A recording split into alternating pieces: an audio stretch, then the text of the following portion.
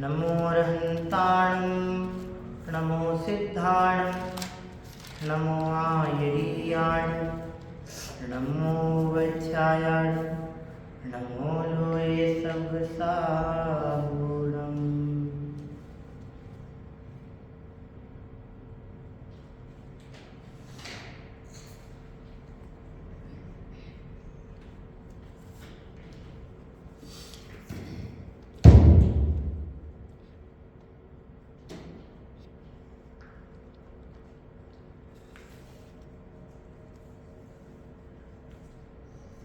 मंगलम भगवान वीरो मंगलम गौतमो गणी मंगलम कुंद कुंदाद्यो जैन धर्मो मंगलम सर्वमंगल मांगल्यम सर्वकल्याणकारिकम प्रधानम सर्वधर्माणां जैनं जेतु शासनम् जैनं जेतु शासनम्। तीन भुवन में सार वीतराग विज्ञान था शिव स्वरूप शिव का नमो त्रियोग समालिके।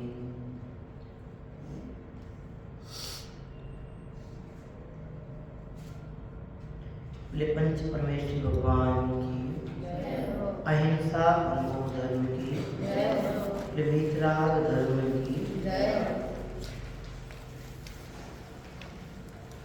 पंडित प्रवर दौलत राम जी साहब द्वारा विरचित ग्रंथ श्री चढ़ाला जी हमारे समक्ष विराजमान हैं। चढ़ाला जी की दूसरी ढाल अपनी संपन्न हो चुकी है, जिसमें कल हमने पढ़ा था मिथ्याचार के त्याग तथा आत्महित में लगने का उपदेश।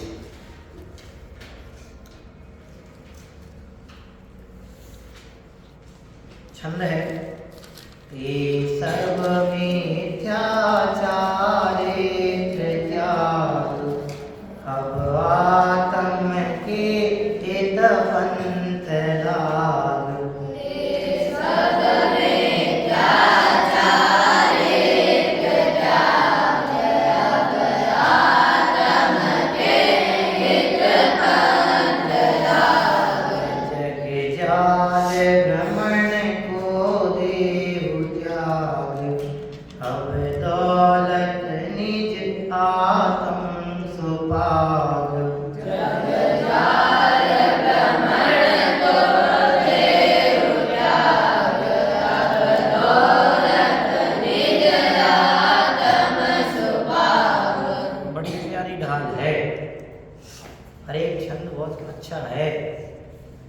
यदि हम अच्छे शांत मन से एक एक गाथा एक एक छंद पढ़ते हैं तो छंद पढ़ के ही हमें भाव ख्याल में आता है।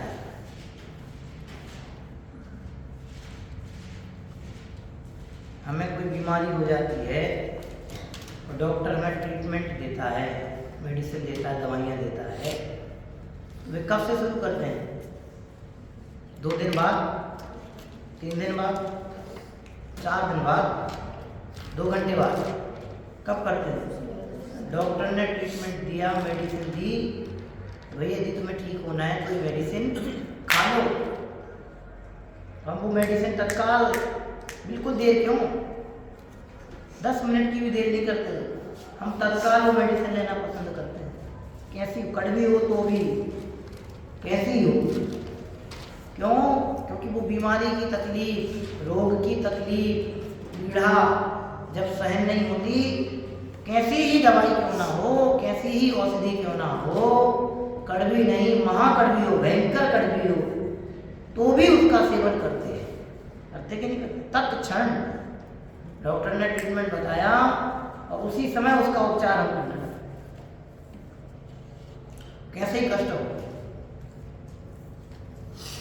समझ में आया ना? कट जाते हैं, कट लग जाते हैं ना, बड़े बड़े डॉक्टर टाँकी लगाते हैं ना, सिलते हैं एक साथ, जब उसको सिलते हैं उस समय शून्य कर देते हैं। अपने को पता है कि अभी शून्य किया है तो तकलीफ नहीं होगी, लेकिन जैसे ही उसका दवाई का असर खत्म होगा उसके बाद तकलीफ शुरू हो जाएगी। ये जानने के बावजूद भी ट्रीटमेंट करवाते हैं कि नहीं करवाते? किस उम्मीद पर करवाते हैं? कि ठीक होने की उम्मीद पर। वहाँ गारंटी नहीं है। कितने लोगों के ऑपरेशन अनसक्सेस हो जाते हैं, नहीं हो जाते, ऑपरेशन फेल हो जाते हैं, फिर भी करवाते हैं कि नहीं करवाते?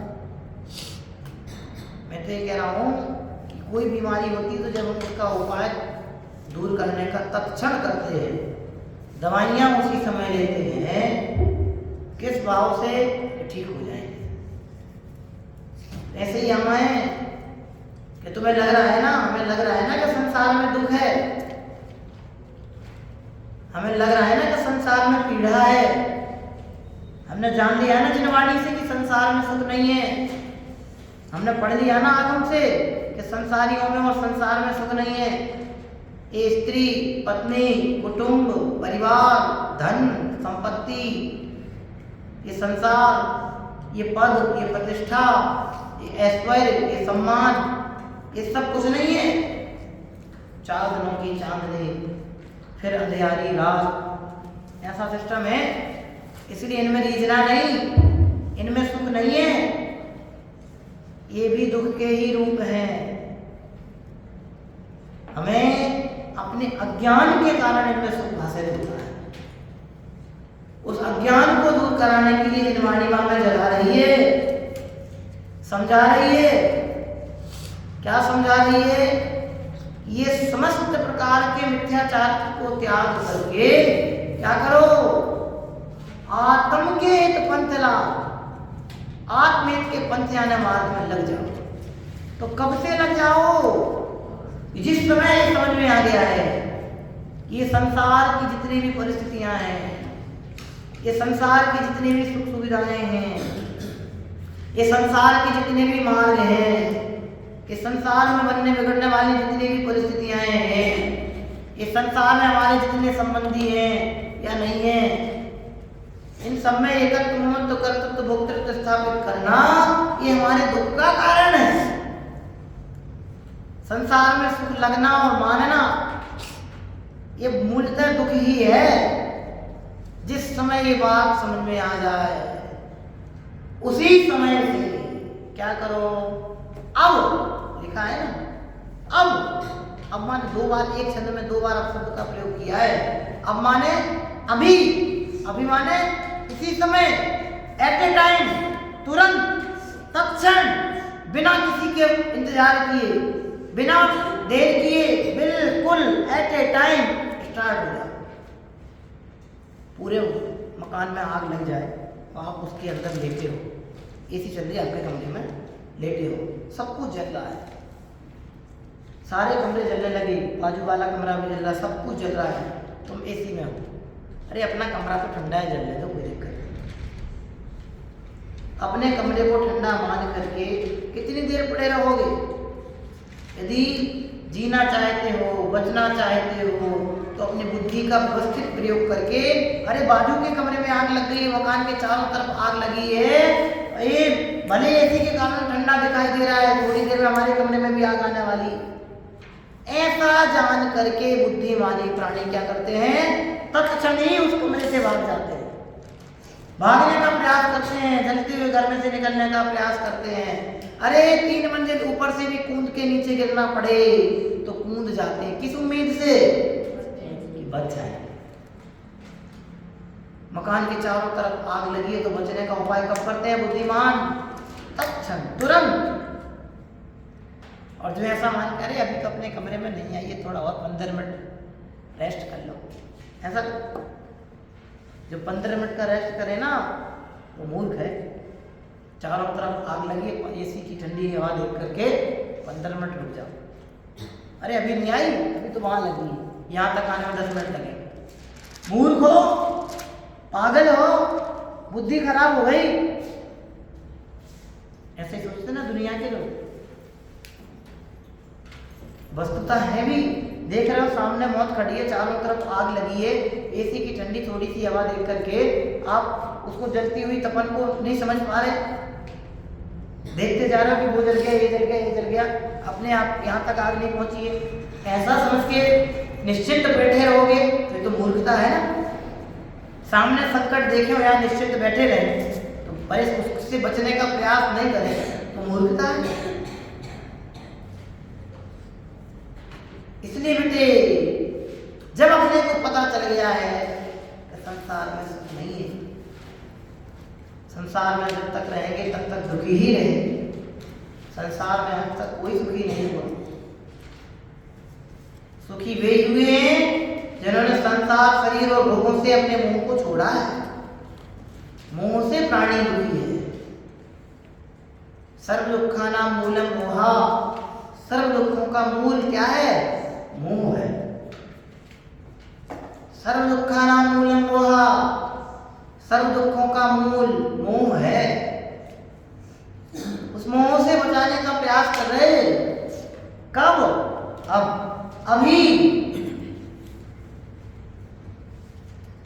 प्यारी प्यारी बात है, देखो संकटों से बचाने की बात कर रहे हैं। संसार में कदम कदम पर संकट है। जिनवाणी सिखा रही है संसार में कदम कदम पर संकट है, इसलिए बस बिना किसी का इंतजार किए, बिना किसी के लिए रुके दौड़ जाओ। यदि तुम्हें अच्छे से जीना है, सच्चे सुख को प्राप्त करना है और सदा काल के लिए जन्म मरण के संकटों से मुक्त होना है, संसार शरीर भोगों के बंधनों से मुक्त होना है, तो फिर क्या करो कि आ जाओ। कहाँ आ जाओ? आत्म के हित पंथ, आत्महित के पंथ में लग जाओ।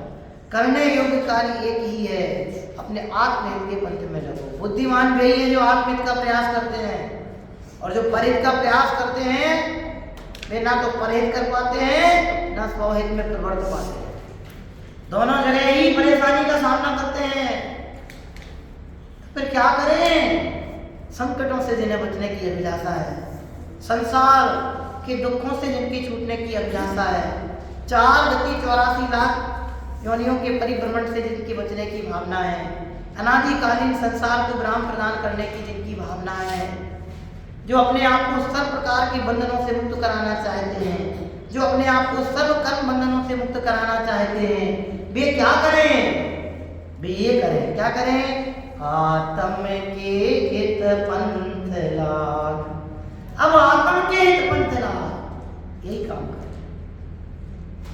एक ही काम करना है जैसा है। कब? अभी। बल दे रहे इस बात पे, 2 दिन बाद नहीं।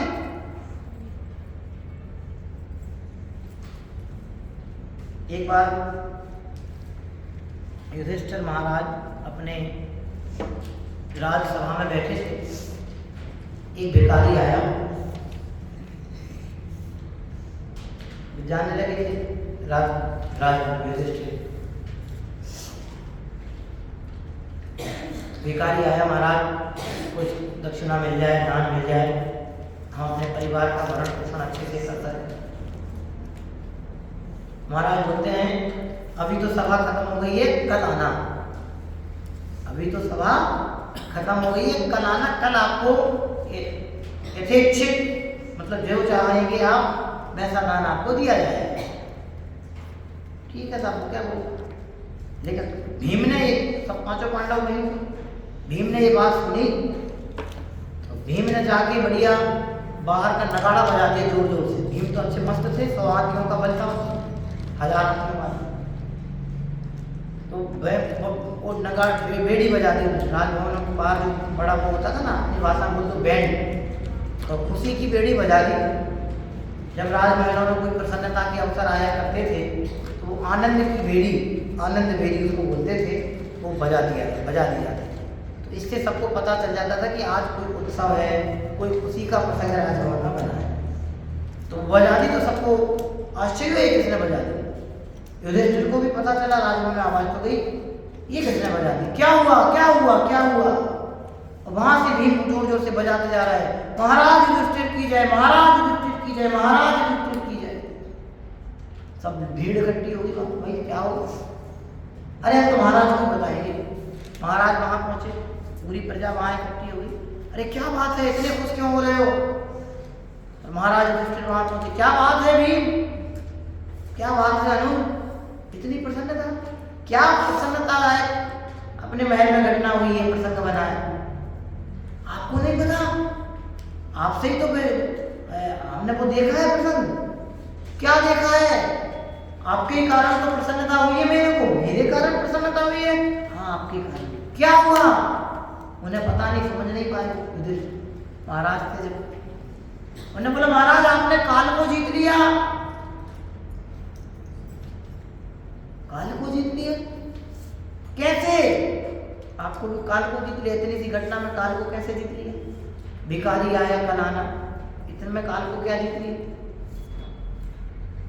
युधिष्ठिर नहीं समझ पाए, तो उन्होंने भीम से बोला भाई मैं नहीं समझ पा रहा हूँ, काल को क्या कह रहे हो आप? काल को जीत, भला काल को कोई जीत सकता है?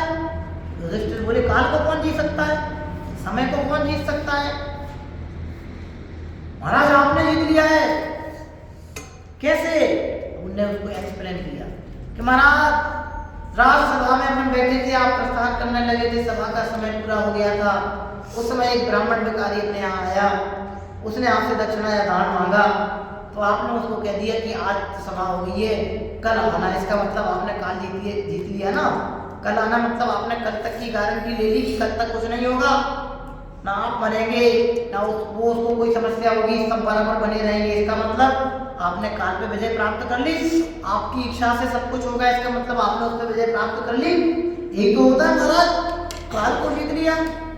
तब युधिष्ठिर को अपनी गलती पहचान में आई, ओहो मैंने कितनी बड़ी गलती कर दी।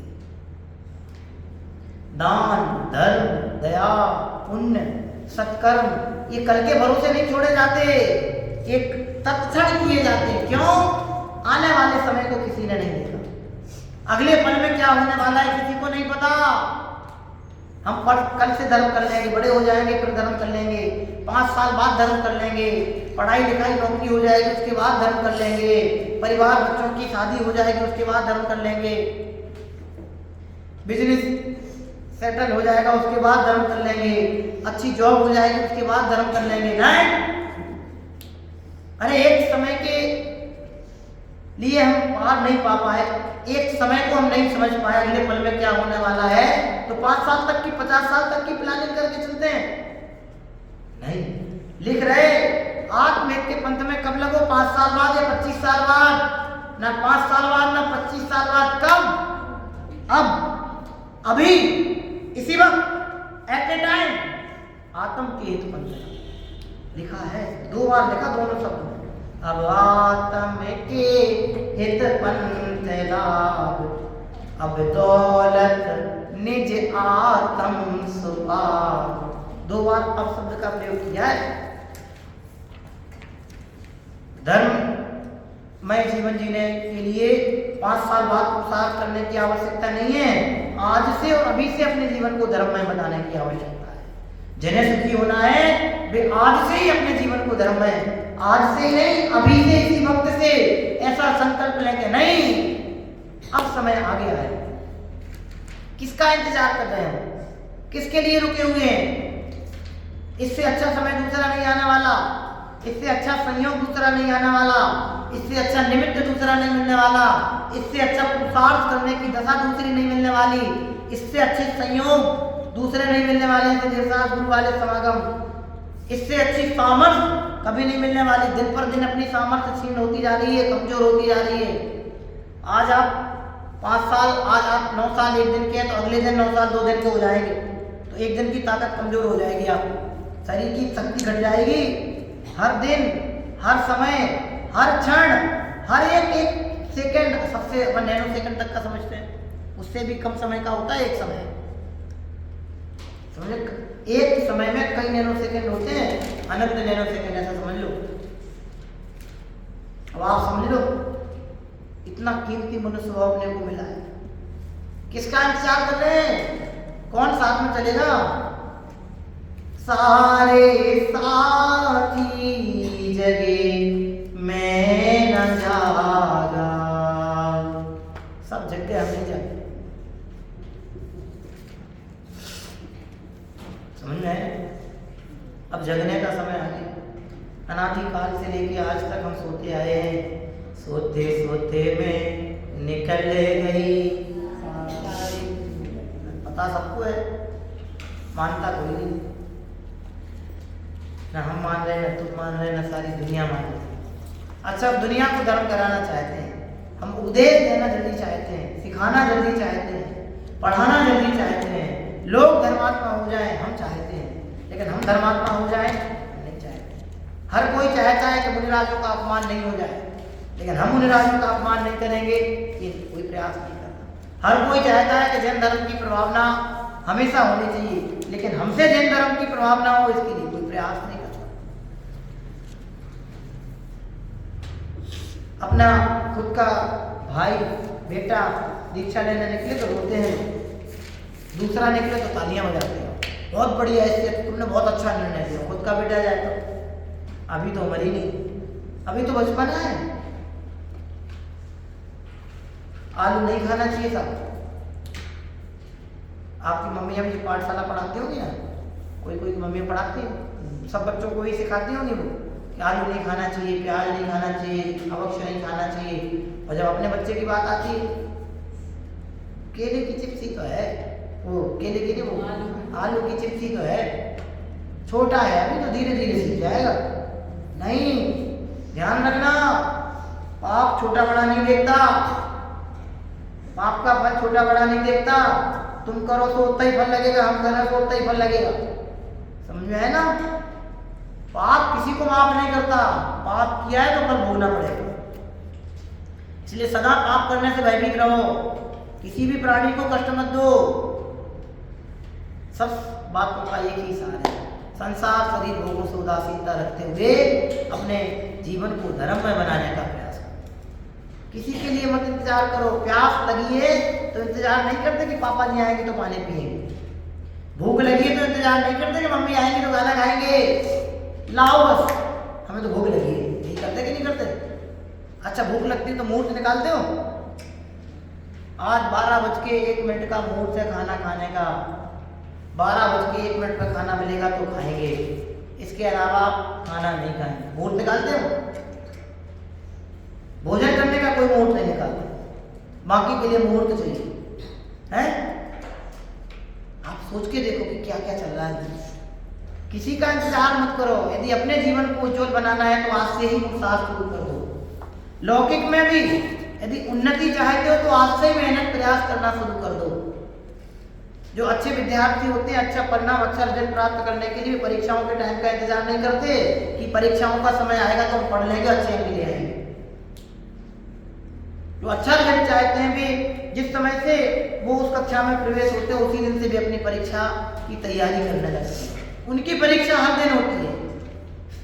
जो अच्छा परिणाम देते हैं वे हर दिन परीक्षा देते हैं। जो विद्यार्थी अच्छा रिजल्ट देते हैं वे विद्यार्थी हर दिन परीक्षा देते हैं। एक भी दिन को बिना परीक्षा के दिन नहीं वाला दिन नहीं समझते। अभी तो महीना भर पढ़ा है खेलने, आप लोग तो कितनी निष्क्रियता रखते हो, परीक्षाएं चल रही तो भी खेलना जरूरी समझते, रिजल्ट की चिंता नहीं। एक दिन में रिजल्ट अच्छा नहीं आता, साल भर की मेहनत अच्छे रिजल्ट के लिए लगती है।